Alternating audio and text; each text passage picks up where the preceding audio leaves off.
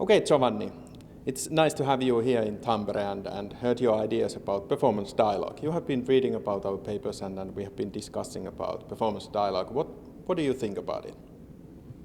I think performance dialogue is fundamental for making sense of performance management and to make sure that people develop an awareness of performance, of the strategic objective, and understand how to apply measures in order to support the decision making. How would you interpret performance dialogue a bit more detail? What kind of a process it could be in organizations? Performance dialogue is all about conversations around the topic of performance. Once the awareness about performance has been built, the second fundamental stage, in my opinion, is about sharing the understanding of the concept of performance.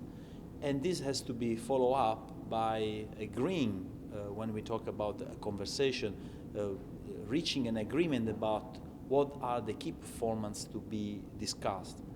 And this is a fundamental basis for moving forward in defining a set of metrics, indicators that will help organizations to track the achievement of performance and following up to define approaches for visualizing, reporting information. And from there is another important part of the dialogue, which is all about understanding, interpreting the information that will subsequently support the decision-making and the actions that is the final goal of measuring and managing performance.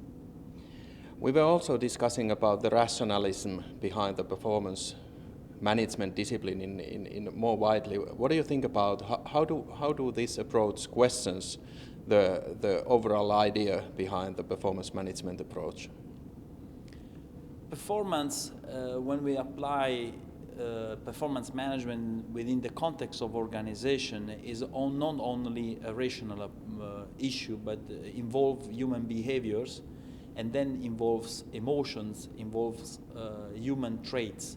Talking about performance, developing a dialogue around performance means basically to address both the rational issues, but also to be aware that there are a lot of emotional, human-based dimension affecting both how we achieve performance, but how we interpret the performance.